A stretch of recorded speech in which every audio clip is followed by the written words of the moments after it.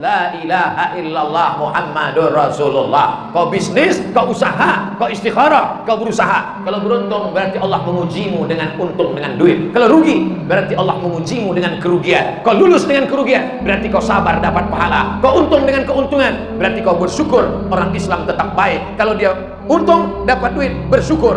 La in syakartum la azidannakum. Kalau ternyata rugi, dia sabar, dapat juga pahala. Innama yuwaffas sabiruna ajrahum bighairi hisab. Kita mendekat kepada Allah dengan dua sayap, macam seekor burung yang terbang, maka dengan dua sayap dia pakai. Pertama, sayap syukur. Yang kedua, sayap sabar. Bismillahirrahmanirrahim. Assalamualaikum warahmatullahi wabarakatuh.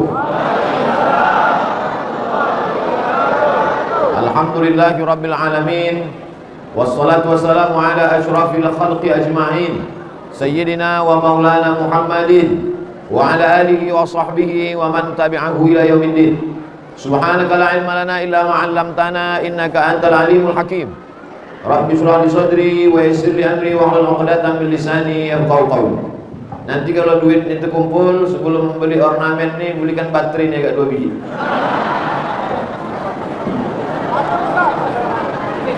Alim ulama, cerdik pandai, tokoh masyarakat, hadirin hadirat yang besar tak dibawa gelar, yang kecil tak dapat disebut nama. Insyaallah semuanya dimuliakan Allah Subhanahu wa taala. Yang membawa mushaf Al-Qur'an bisa dibuka surat Al-Maidah ayat 90. Saya yakin dan percaya tak ada yang bawa Quran karena semua sudah hafal Al-Qur'an. A'udzu billahi minasy syaithanir rajim. Ya ayyuhalladzina amanu. Yang dipanggil Allah Ta'ala dalam ayat ini hanya orang yang percaya saja. Percaya bahwa dia akan mati, percaya bahwa setelah mati itu nanti dia akan hidup lagi, percaya bahwa segala perbuatannya nanti akan dihisab, percaya bahwa akan dihitung, akan ditanya di hadapan Allah, percaya bahwa ada surga, percaya bahwa ada neraka, percaya bahwa ada malaikat kiraman katibin, percaya bahwa dia akan disiksa kalau berbuat dosa, percaya kalau dia akan dapat surga kalau berbuat pahala, percaya dia bahwa Allah akan membalas segala perbuatan dia walaupun sebesar biji sawi. Jamaah yang hadir malam ini percaya apa tak percaya? Ya. Alhamdulillah, terserah. Tak percaya tak apa-apa. Yang percaya mati, yang tak percaya mati juga. Ya ayyuhalladzina amanu. Hai orang-orang yang percaya bahwa dia akan mati, tapi dia tidak sama macam kambing mati, tak sama macam ayam mati, tak sama macam anjing mati. Binatang kalau sudah mati selesai, tamat riwayatnya. Kalau kita tengok ada kambing sakratul maut disembelih, itulah sakit yang terakhir. Ya ayyuhalladzina amanu, hai orang yang percaya. Orang yang percaya itu disebut mukmin. Kalau perempuan mukminah, maka disebut muslimin, muslimat, mukminin, mukminat. Muslimin, muslimat, mukminin, mukminat yang belum kawin dan belum sunat. Semuanya dimuliakan Allah Ta'ala. Innamal khamru. Yang pertama khamar. Khamar, kain yang menutup rambut ibu namanya khimar. Apa namanya? Khimar. Pakai kha. Khimar. Kalau pakai ha koci, himar. Himar artinya keledai. Keledai lebih besar dari kambing, lebih kecil dari kuda, namanya keledai. Adapun yang dikunyah-kunyah itu kedelai. Innamal khamru, sesungguhnya khamar. Khamar itu asal katanya khimar. Khimar artinya kain yang menutup rambut ibu-ibu. Ibu-ibu itu kan pakai telekung, pakai jilbab. Itu di dalam itu ada kain menutup rambutnya. Maka kain menutup rambutnya itu bahasa Arabnya khimar. Kalau kain menutup rambut namanya khimar. Kalau khamar, apa hubungan khamar dengan khimar? Kalau khimar menutup kepala, kalau khamar menutup isi kepala. Orang kalau sudah minum khamar, tertutup otaknya, tertutup isi kepalanya, tertutup akalnya, tak bisa dibedakannya mana kawan, mana lawan, mana musuh, mana tetangga, mana anak orang, mana bini orang, mana bini dia. Namanya khamar. Orang duri menyebutnya apa khamar nih? Tua. Terserahlah, enggak tua, enggak kampun. Khamar itu asalnya anggur. Anggur tuh di Mesir murah Pak, murah Bu. Musim panas, anggur itu 1 kilo cuma 2 pon. Zaman saya kuliah di Mesir tahun 1998 sampai 2002, 4 tahun saya di Mesir. Musim panas, bulan Juli, bulan Agustus, banjir anggur. Anggur tuh sekilo cuma 2 pon. 1 pon 2000 perak. Berarti sekilo anggur berapa perak? 4000 perak anggur sekilo. Nah, 4000 perak anggur sekilo. Balik saya ke Pekanbaru, pergi saya ke supermarket, saya tengok 70.000. Gemah ripah loh jenawi, tongkat dan batu jadi tanaman. Tengok anggur 70.000.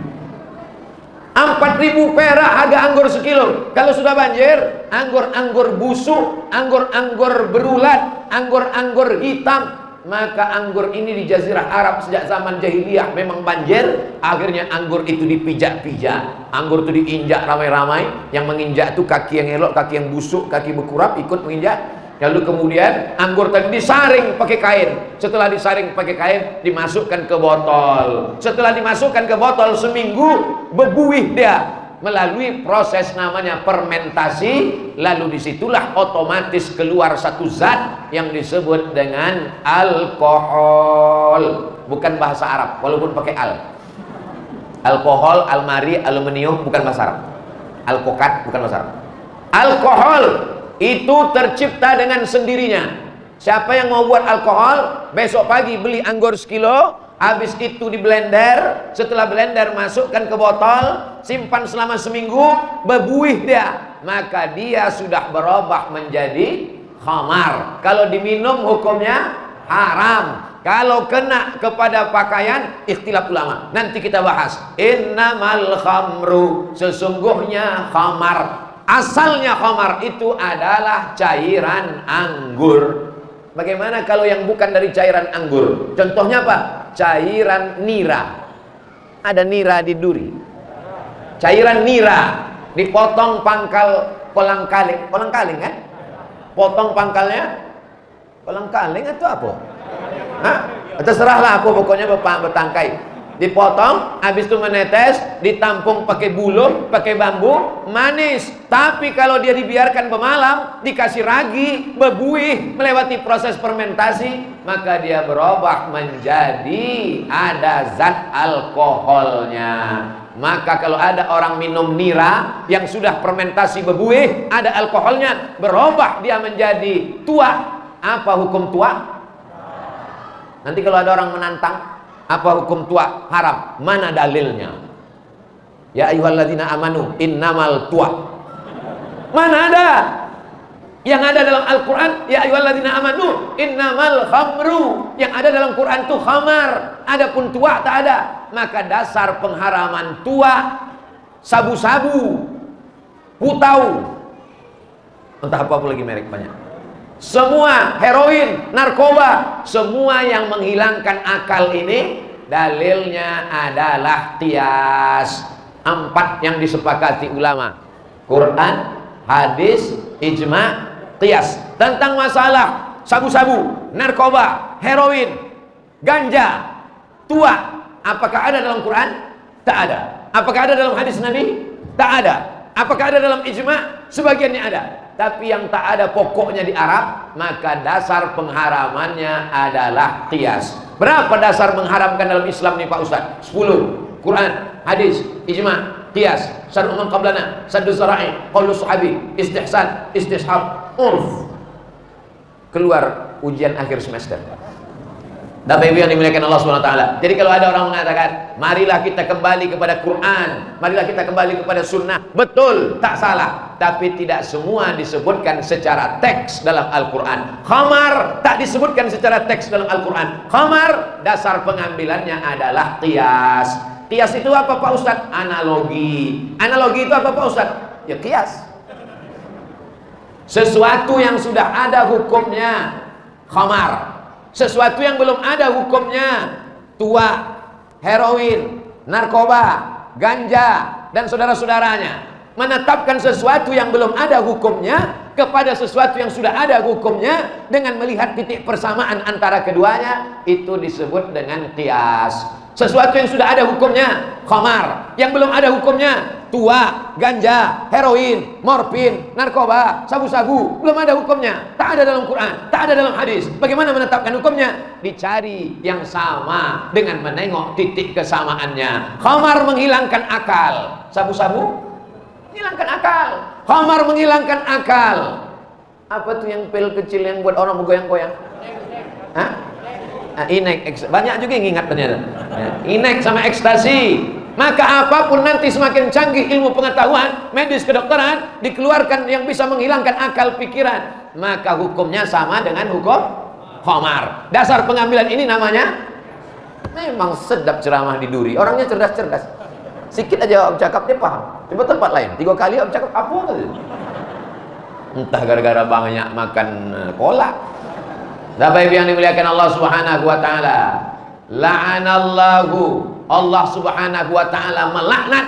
Arti laknat itu apa? Jauh dari rahmat Allah Subhanahu wa taala. Ada seorang laki-laki ditawarkan pada 3 dosa. Yang pertama berzina, yang kedua membunuh, yang ketiga minum khamar. Yang pertama berzina, yang kedua membunuh, yang ketiga minum khamar. Ditawarkan dia, "Hei, kamu kalau mau selamat, pilih yang 3 ini. Kalau tak mau buat ini, kamu akan dihukum mati." Pertama, berzina. Yang kedua, membunuh. Yang ketiga, minum khamar. Dia pikir-pikir, kalau membunuh ini besar dosanya. Kalau berzina ini mengganggu kehormatan hamba Allah. Yang paling ringan kalau begitu adalah minum khamar. Maka dia pun minum khamar. Setelah dia minum khamar, hilang akalnya, bangkit nafsunya. Ditengoknya perempuan itu, diperkosanya. Setelah diperkosanya, dia berzina. Nampaknya ada orang menyaksikan. Ini bahaya. Nanti perempuan ini hamil. Dia nanti akan menjadi masalah. Akhirnya membunuh. Gara-gara khamar, orang bisa menjadi pezina dan menjadi pembunuh. Itulah maka disebut induk dari segala dosa, nenek moyang dari segala dosa adalah minum khamar. Orang yang minum khamar tak diterima sholatnya 40 hari 40 malam. Siapa yang minum khamar semalam, maka semalam tanggal 23 April, 23 Mei, 3 Maret, 3 Juni baru diampunkan Allah Subhanahu wa taala dosanya. 40 hari malam dilaknat Allah Subhanahu wa taala. Orang yang minum khamar tercabut imannya. La yazni zani, la yashrabu syaribu hina yashrabu wa huwa mu'min. Orang yang minum khamar, ketika dia minum khamar itu tercabut imannya. Lalu kemudian yang meriwayatkan hadis ini namanya Abdullah bin Abbas. Nama muridnya yang mendengar namanya Ikrimah. "Hai Abdullah bin Abbas, ayun za'ul iman?" Apakah iman itu bisa tercabut?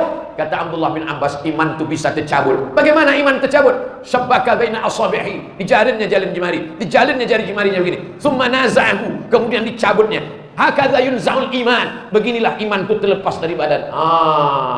Lepas iman itu dari badan ketika orang sedang minum khamar. Hina taba, ketika dia mandi taubat, ketika masuk bulan Ramadan, dia sholat tarawih, taubat dia, berhenti dari narkoba, berhenti dari sabu-sabu, berhenti dari minum tua. Ada imannya masuk balik ke dalam. Mudah-mudahan yang imannya udah masuk balik ke dalam tak keluar lagi insyaallah. Bagaimana kalau ada? Rupanya ini tak bisa ngadap ke kanan, asal ngadap ke kanan mati dia. Bagaimana kalau Bagaimana kalau ada orang mau minum khamar, duit tak ada, karena khamar ini harganya mahal. Akhirnya apa yang terjadi? Dibelinya spiritus dicampur sama kopi, namanya miras oplosan. Begitu dicampur spiritus sama kopi, dicampur, diaduk, diminum. Begitu diteguk, bukan mabuk, mati kontan. Spiritus itu alkohol. Kalau kaki kita luka, kalau kaki kita sakit, kena bakteri berulat, siramkanlah spiritus. Spiritus yang warna biru itu, yang dulu untuk lampu strongkeng. Itulah pula diminum. Apa tak mendidih tangkai jantung di dalam? Apa tak rusak paru-paru di dalam? Apa tak rusak liver dan organ-organ tubuh di dalam? Yang untuk lampu strongkeng menyala, itu diminum sama dia. Orang bisa minum khamar kalau kadar alkoholnya paling tinggi 20%. Kadar alkohol paling tinggi 20%. Kalau sampai 30, 40 orang minum, dia tidak mabuk, tapi qalu inna lillahi wa inna ilaihi raji'un. Makanya nanti kalau mau mabuk, tengok-tengok dulu berapa persen. 5%. Yang 20% mereknya vodka sama Budweiser 40%. Ustaz kok tahu? Ambo komisi fatwa majelis ulama dulu, kini nak masuk leh. Awak mesti tahu berapa persen kadarnya. Yang paling tinggi adalah 40%, 20%, 20% paling tinggi. Lebih dari itu. Ada pun yang dijual-jual yang di pinggir jalan itu 3%, 5%, 10%. Ada yang paling parah lagi, tua dicampur air beras. Nah, itu sedikit kali. Diminum hari ini 3 hari baru mabuk. Sakit pula di tenggorokan. Mabuk yang paling tak enak. Inilah yang masuk neraka paling tak enak. Udahlah haram, masuk neraka jahanam. Kata setan, aku nengok kau minum ini, aku pun tak pala aku menggoda kau, kata setan. Tak ku goda kali, memang kau mabuk sendiri, kata setan. Bapak Ibu yang dimuliakan Allah Subhanahu wa taala, ini semua penting kita sampaikan ke anak-anak kita karena pergaulannya luar biasa. Maka dikatakan khamar itu kencing setan. Siapa yang meminum kencing setan, itulah yang orang mabuk kena khamar. Ini saya yakin dan percaya para peminat kencing setan pasti akan mengamuk mendengar ceramah saya ini.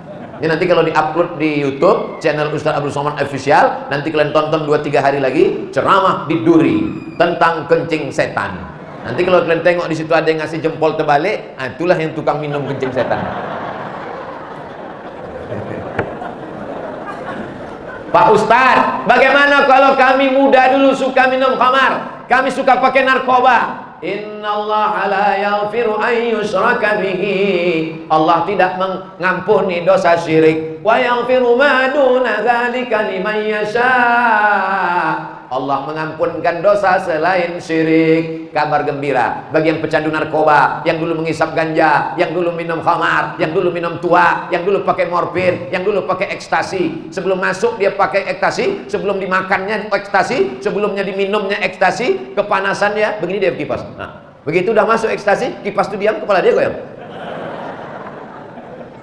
Gilo awak juga ekstasi. Berapa banyak ayah kandung, malu saya mau menyampaikannya, tapi ini fakta, ini data, berita. Berapa banyak ayah kandung memperkosa anak kandung gara-gara khamar, mabuk. Sudahlah miskin, susah, melarat, minum khamar, balik, mabuk, tak bisa dibedakannya. Mana bini dia, mana anak dia, habis hantam kromo, bantai saja, riba sudi. Nauzubillah. Mudah-mudahan kita diselamatkan dari khamar ini. Paling enak ceramah tentang sabar. Orang kalau ceramah tentang sabar tak ada orang marah. Jamaah sekalian, marilah kita sabar. Ibu-ibu, ibu kita sabar ya bu ya. Ibu siap sabar. Ibu siap sabar.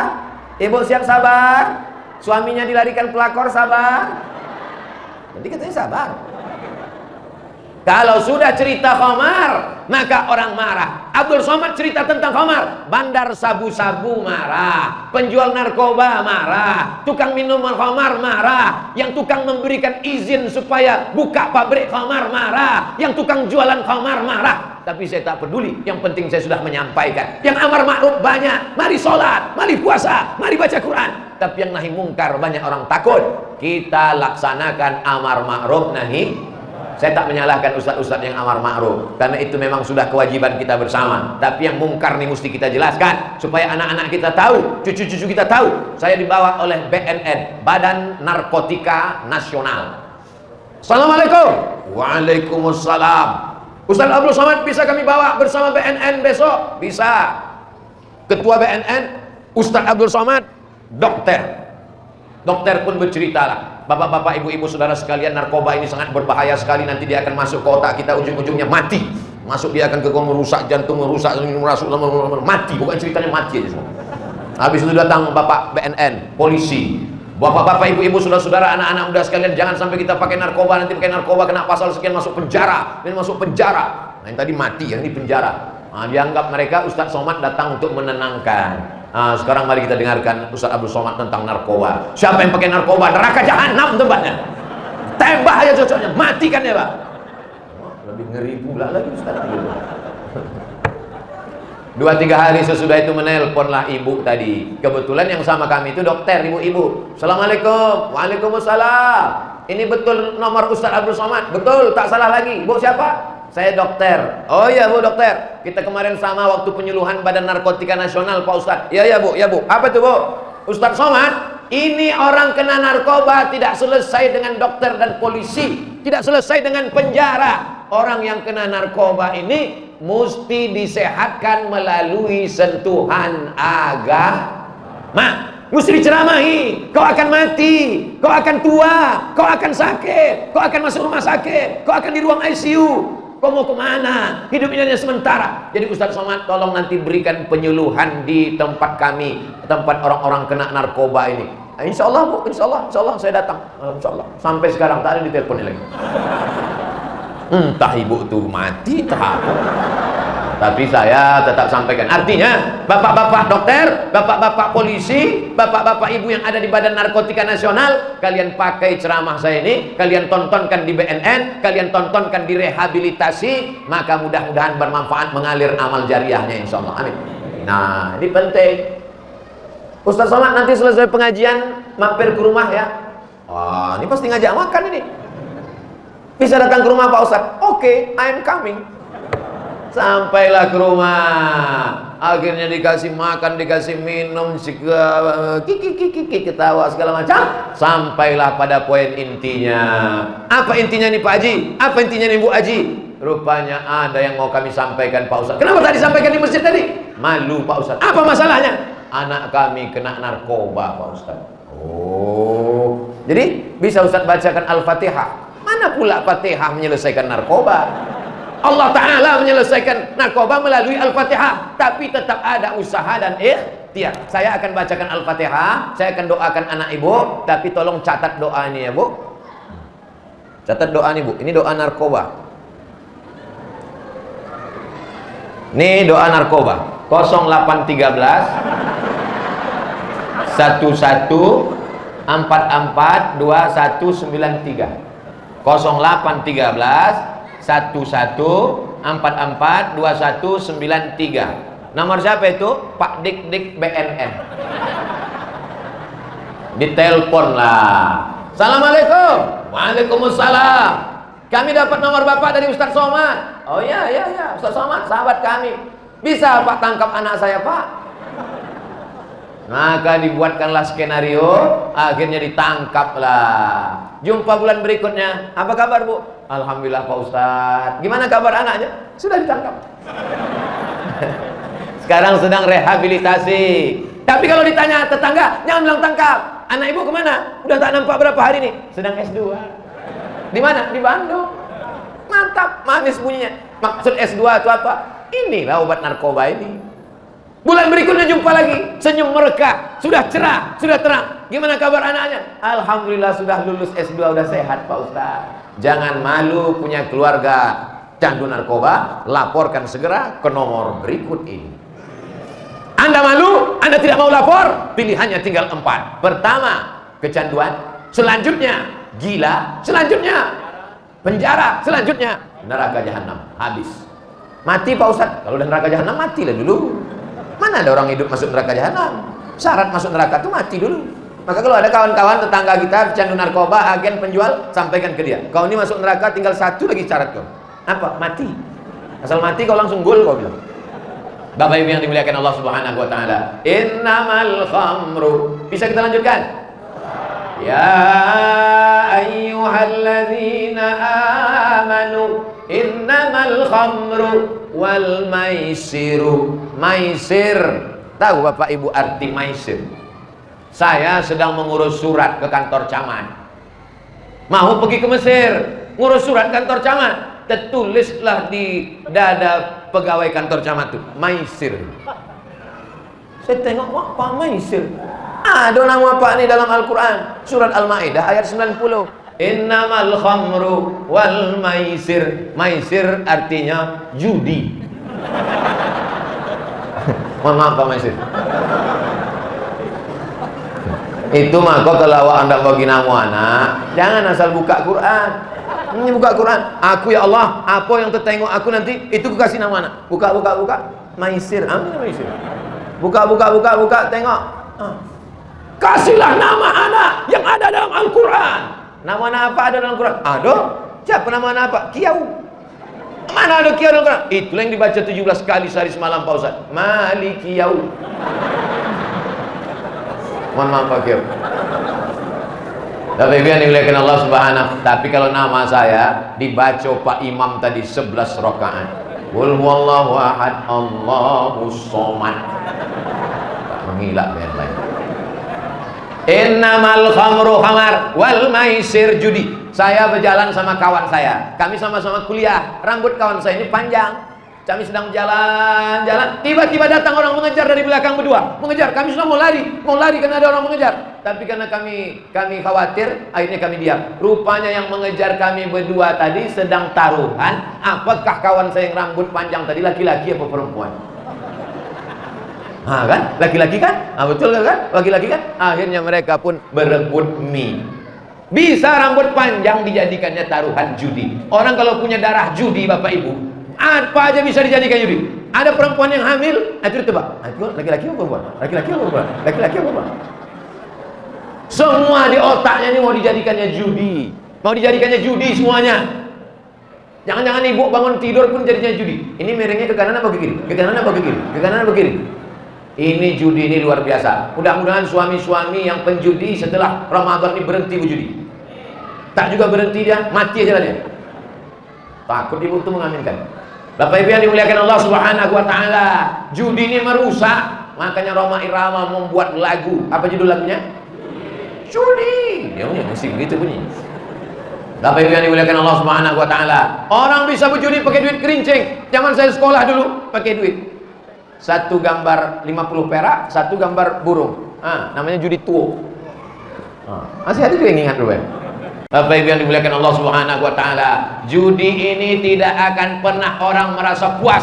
Menang 100 ingin 200, menang 200 ingin 400, sampai akhirnya rugi. Kalaupun ada orang menang berjudi, hanya sementara saja, dia tidak akan merasakan kenikmatan, dan dia sudah zalim aniaya, memakan harta orang. Dulu waktu masih ada SD, SB, waktu masih ada Korkas, tukang ojek, tukang gali paret, tukang beca, mereka ini bukan salah. Rezeki yang mereka cari ini halal dengan tetes peluh keringat mereka. Tapi karena ingin kaya mendadak, akhirnya duit yang didapat dengan cara tetes peluh keringat air mata ini habis hanya gara-gara judi dan judi. Togel, toto gelap dan lain sebagainya. Alhamdulillah judi-judi yang model itu tak ada lagi. Tapi orang masih main gaple, orang masih main truk, orang masih main domino dengan alasan yang macam-macam. Ini hanya untuk sekedar minum kopi aja, ini hanya sekedar minum makan mie aja. Padahal makanan, minuman, kalau dia haram, sepiring mie, segelas kopi, segelas susu, segelas teh, maka dia akan masuk ke badan, akan menjadi darah daging. Ayyuma lahmin, setiap daging di badan, nabata min haramin, tumbuh dari yang haram, fannaru aulabi, tempatnya api neraka. Jangan-jangan ibu besok pagi mau masak sahur, kenapa lakuan ini tak panas-panas? Rupanya laki sudah dipakainya tabung gas main judi. Yang saya ceramahkan ini fiktif atau fakta? Fakta, kenyataan yang saya sampaikan ini. Berapa banyak ibu-ibu yang mengadu kepada Ustadz, tolonglah Ustadz ceramah tentang judi Pak Ustadz, motor kami sudah terlelang Pak Ustadz, surat tanah, bahkan surat rumah kami ini pun sudah digadaikan Pak Ustadz, hanya untuk judi. Suami sudah tak pulang-pulang lagi Pak Ustadz. Kalau begini caranya Pak Ustadz, daripada dia main judi terus, biarlah dia nikah sekali lagi, tak apa-apa Pak Ustadz. Takut ibu. Kalau gitu lebih baiklah mati dia Pak Ustaz. Oh jangan, kita doakan supaya terbuka pintu hatinya, dapat hidayah insyaallah. Amin. Bapak Ibu yang dimuliakan Allah Subhanahu wa taala, ceramah Ustaz Abdul Somad menyampaikan ayat-ayat Al-Qur'an karena penyakit-penyakit ini dinyatakan secara jelas, tidak main sindir-sindir, langsung saja. Innamal khamru wal maisir. Yang ketiga, wal ansab. Wal ansab. Wal ansab artinya menyembelih binatang untuk patung-patung. Menyembelih binatang, kambing, ayam, kerbau, lembu, onta, burung puyuh, burung merpati, disembelih untuk pokok kayu yang rimbun dan rindang. Hai hantu, segala hantu penjaga, tolong kalian terima ini. Inilah persembahan kami ayam jantan. Terimalah ayam jantan, kaki hitam, mata hitam, bulu hidung hitam, semuanya hitam. Malam itu bermimpi, datang jinnya. Hai kau yang menyembelih tadi, ada kambing enggak?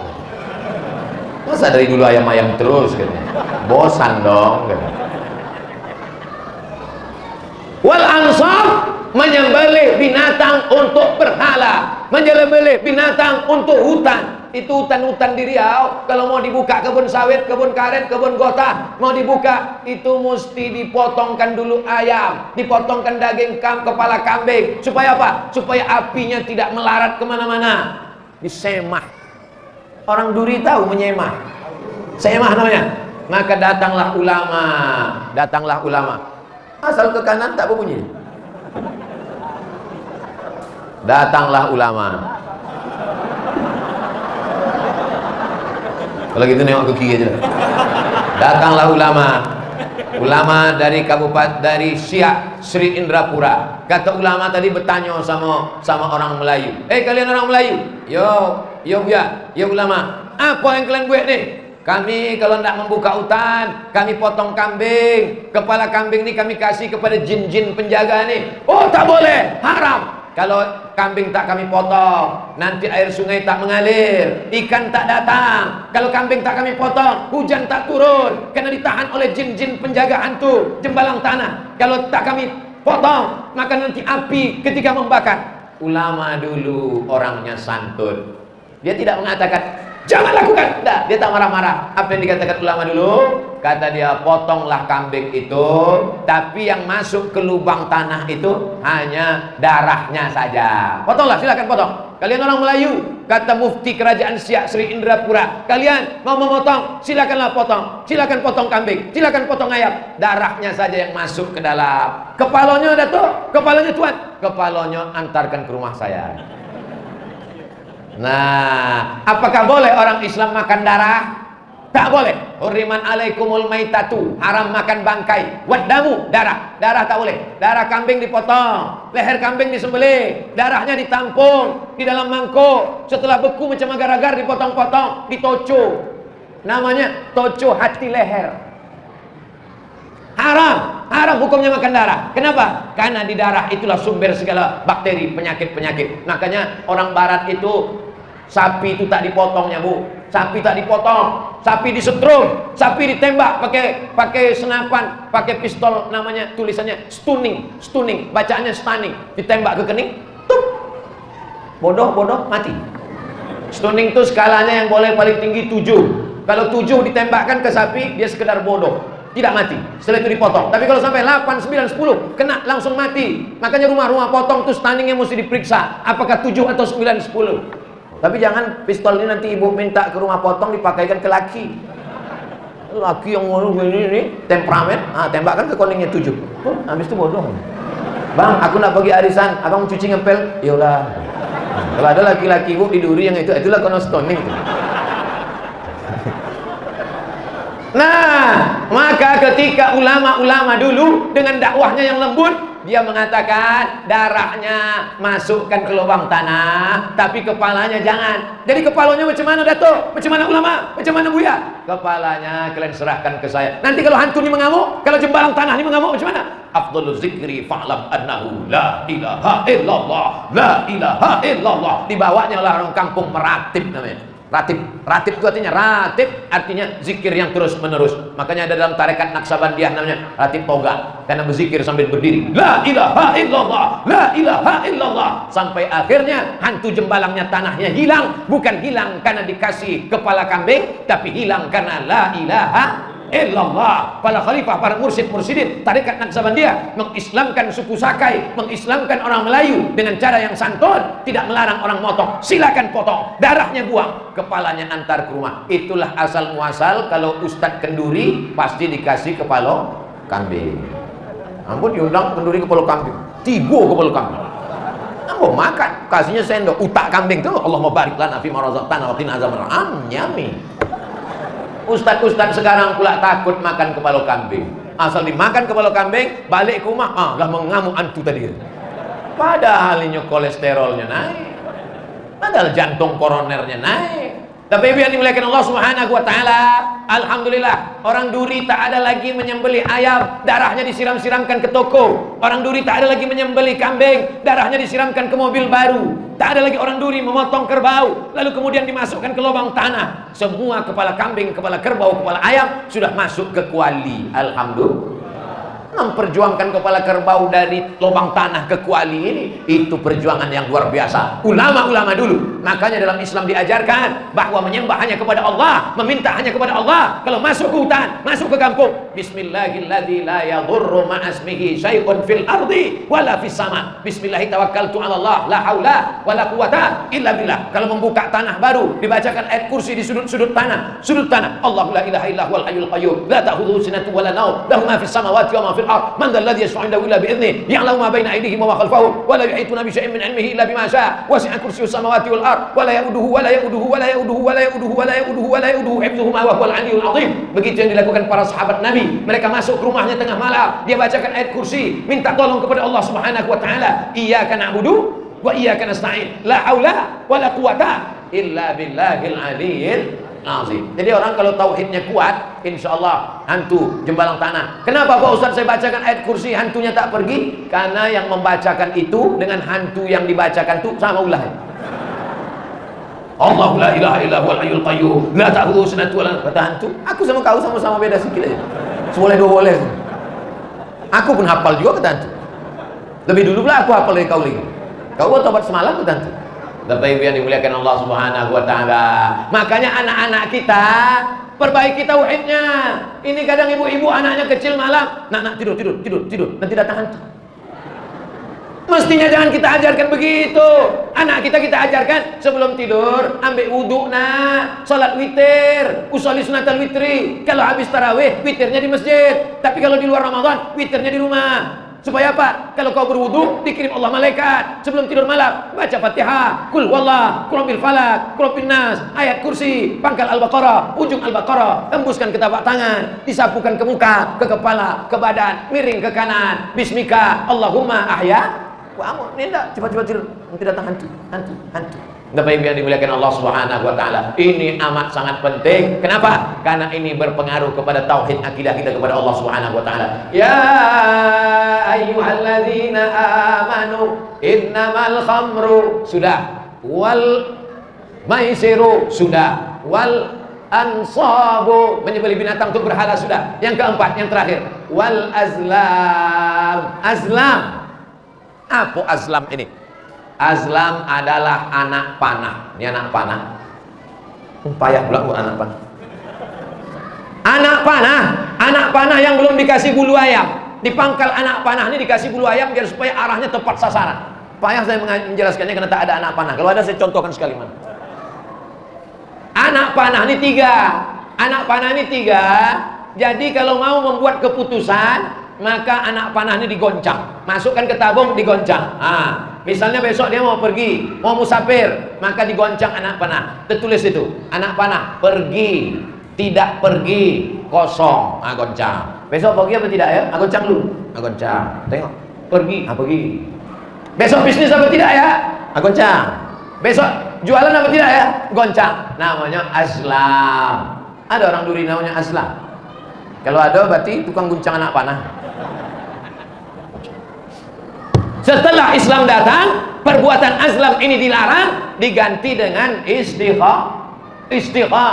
Kalau besok mau pergi, besok mau ikut tes CPNS, besok mau kerja, besok mau bisnis, besok mau dagang, besok mau buat rumah, bukan dengan mengundi nasib dengan anak panah, tapi salat sunat istikharah. Usolli sunnatal istikharah raka'ataini lillahi ta'ala. Allahu akbar. Kemana condong hatimu, kesitulah kau dipilihkan Allah. Ma khaba man istakhara wa ma nadima man istasyara. Tidak akan sia-sia orang yang mau istikharah, tidak akan menyesal orang yang mau minta pendapat orang lain. Saya mau bisnis nih Pak, kira-kira kalau bisnis sama orang ini cocok apa tidak? Kira-kira kalau saya lanjutkan ini bisnis karet, gotak, sawit, kacang tanah, ternak ikan, ternak puyuh, ternak ayam, cocok apa tidak? Oh, menurut saya kau jangan ternak puyuh di sana. Kenapa? Itu dekat airport. Kenapa tak boleh ternak puyuh dekat airport? Karena dekat airport itu pesawat selalu lalu lalang, puyuh ini stres, bising mendengar itu, akhirnya dia tak mau kawin. Akhirnya puyuh tak bertelur. Jadi ada ilmunya, tanya kepada orang ilmu paham puyuh, peternakan, ada fakultasnya, ada doktornya, ada dosennya. Setelah itu baru istikharah minta pendapat, bukan dengan menggoncang. Ini sekarang, kira-kira zaman sekarang masih ada orang yang mau mengambil keputusan dengan menggoncang? Masih ada? Ada, malah lebih canggih lagi. Apa namanya? Dia buka laptopnya, kalau di bisnis, Pak, gimana? Jadi kita bisnis besok? Tunggu sebentar, saya buka dulu www.goncanganakpanah.com. Zaman dulu orang bertanya ke dukun, pergi ke rumah dukun. Pak dukun, besok saya mau bisnis, boleh apa tidak? Kata Pak dukun, hari ini hari tak baik, jam ini jam tak baik. Kau lahir bulan apa? Bulan April. Bintangnya apa? Bintangnya Gemini. Oh, tak boleh bisnis hari ini, cocoknya hari ini. Maka ini semua dilarang dalam Islam, termasuk dalam mengundi nasib. Kita berkata la ilaha illallah. Tak ada jin, tak ada hantu, tak ada minta kepada setan, tak ada minta kepada dukun. La ilaha illallah Muhammadur Rasulullah. Kau bisnis, kau usaha, kau istikharah, kau berusaha. Kalau beruntung berarti Allah mengujimu dengan untung, dengan duit. Kalau rugi berarti Allah mengujimu dengan kerugian. Kau lulus dengan kerugian berarti kau sabar dapat pahala. Kau untung dengan keuntungan berarti kau bersyukur. Orang Islam tetap baik. Kalau dia untung dapat duit, bersyukur. La in syakartum la azidannakum. Kalau ternyata rugi, dia sabar, dapat juga pahala. Innama yuwaffas sabiruna ajrahum bighairi hisab. Kita mendekat kepada Allah dengan dua sayap, macam seekor burung yang terbang, maka dengan dua sayap dia pakai. Pertama, sayap syukur. Yang kedua, sayap sabar. Ini banyak umat jamaah ini, macam-macam hidupnya, macam-macam takdirnya. Yang senang bersyukur, yang susah bersabar, yang sehat bersyukur, yang sakit bersabar, yang kaya bersyukur, yang susah bersabar. Ada orang kaya bersyukur, 2 kali dia untung, hidupnya enak, syukur dapat surga. Sudahlah melarat, mabuk pula. Di dunia sengsara, akhirat neraka jahanam menyala-nyala. Maka inilah orang tak dapat apa-apa sama sekali. Innamal khamru wal maisiru wal ansabu wal azlamu. Apa kata Allah? Rijsun, najis, min amali syaitan, perbuatan setan. Fajtanibu, jauhi. 3 kata Allah tentang khamar. Khamar itu najis, perbuatan setan, jauhi. 3 kata Allah tentang narkoba. Narkoba itu najis, perbuatan setan, jauhi. 3 kata Allah tentang mengundi nasib. Mengundi nasib itu najis, perbuatan setan, jauhi. La'allakum tuflihun. Kalau kau jauhi yang 4 ini, insya Allah engkau akan menang beruntung dalam hidup. Amin. Saya tak percaya ceramah Ustaz Somad. Tetangga saya jual narkoba, buktinya dia kaya, rumahnya besar, mobilnya besar, bininya besar, dompetnya besar, duitnya besar. Katanya kalau pakai narkoba susah. Yang kita cari ini bukan sekedar besar banyak, tapi yang kita cari ini adalah salamatan fid din, wa afiatan fil jasad, wa ziyadatan fil ilmi, wa barakatan. Begitu saya bilang wa barakatuh, dia mau cepat aja selesai ceramah.